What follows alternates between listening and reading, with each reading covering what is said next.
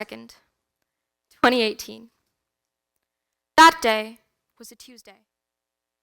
That day, I didn't go to school. I was feeling incredibly lethargic with no energy at all.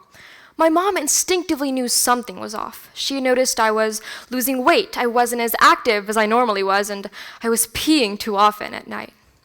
She knew I could make up any missed tests or assignments, and decided that I would miss school.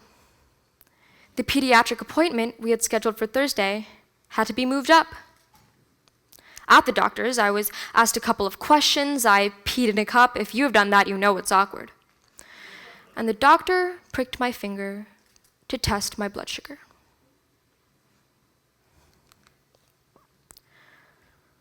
On October 23rd, 2018, I was diagnosed with type 1 diabetes. The first time I ever checked my blood sugar, it came out as 584. The average blood sugar for a 9-year-old girl would be around 100. The 3 days I spent in the hospital were filled with so many overwhelming events. One of them I remember as clear as day, the drive from the doctor's office to the hospital.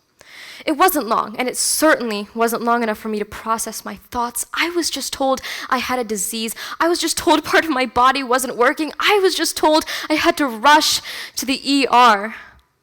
Not only that, but nobody was telling me anything explicitly. What was this disease? What would it mean for me? Why would I possibly have it? I thought I was going to pass out.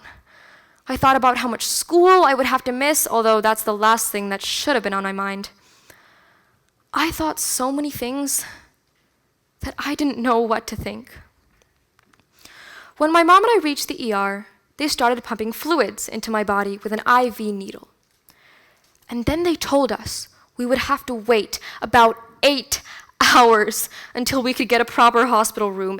8 hours. Now I had too much time to think. Once we did get the room, things started to become a little more clear. My family and I were able to understand what it would mean to have diabetes, what we would have to do to manage it. Even then, it was hard to sleep.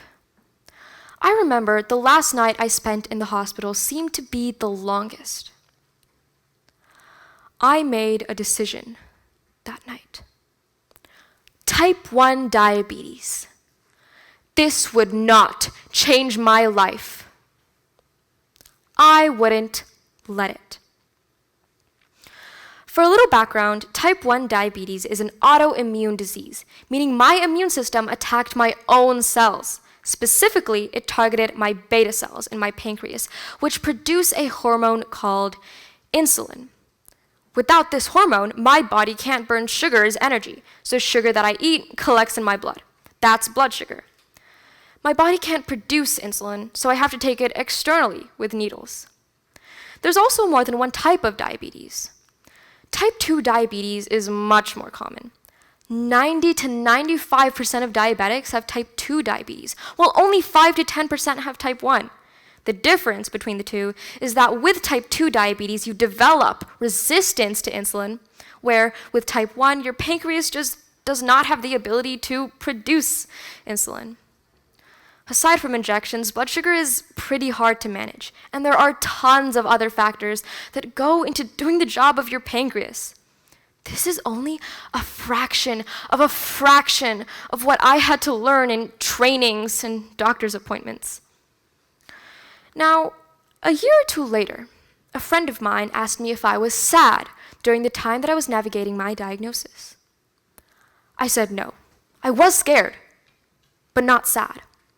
All my focus and energy was directed on finding solutions to managing my blood sugar so I could do the things that I love, dancing, art, theater, performing. I wasn't going to let this new part of my life affect all of the others. Of course, there's some days where my blood sugar goes wild, just like my hair, but I keep learning, even now, 4 years later, how I was able to react in those initial moments of my diagnosis changed my perspective on taking control over pivotal moments in your life.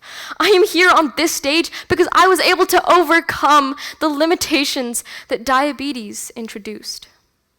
I was also able to overcome some fears of mine. I used to be terrified of needles, even annual flu shots or vaccines. And I was devastated when I learned that diabetes meant injections every time I wanted to eat. And I was one hungry child. That meant about 5 to 6 injections daily. As my mother approached me with a needle, I would cry, scream, shout, grab at anything within my reach, and then it was over. And each time, it became a little less scary, a little less dreadful.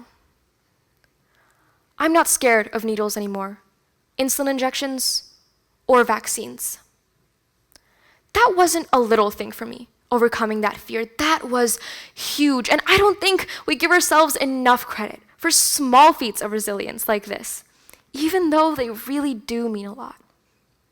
I'm sure a lot of you guys were afraid of the dark as a kid. You needed that little nightlight turned on before you went to bed, or you would run up the stairs after turning the lights off, afraid that the darkness would engulf you. If you're still afraid, it's okay, it'll pass. But most of us got over that fear. We passed on that nightlight to a little cousin or sibling, and we stopped running up the stairs. But most of us don't realize how big of a deal that is. Because let me tell you that overcoming your fears are important for one reason: helping you grow as a person. And all those little things, overcoming your fear of the dark or spiders or needles or whatever, they add up. I was able to grow in those moments in the hospital. I learned many things: how to manage my blood sugars, how to take my insulin injections, how to live life with diabetes. But I didn't just learn how to survive with my condition. I learned to thrive with it. I learned that 1,000 thoughts can flood your head in one moment and you can still keep a straight face and walk with your chin up. I learned that the day that I was diagnosed was not the day my life turned upside down. It was the day that my life accidentally took a wrong exit. And I just managed to find my way back on track. And this journey, this took so much hard work to overcome. And it will still take hard work to overcome. But my life is changing as the world changes too. Technology has revolutionized the world of diabetes management. I have a pod that allows me to deliver insulin with the click of a button. I have a device that transmits my blood sugars to an app every 5 minutes. My diagnosis may have been rough, but management has gotten so much easier over time. Look, this is no sob story. I don't have any limitations, especially with food. I still eat cake on my birthday. I still enjoy ice cream on a sunny day. I'm still an ordinary, healthy teenager. As once quoted by the renowned poet Miley Cyrus, life's always going to be an uphill battle. My diagnosis, my moment, just allowed me to realize that if you can take control over your pivotal moments, and if you can even try to overcome your fears, you will always, always be able to find the strength to climb that hill. Thank you.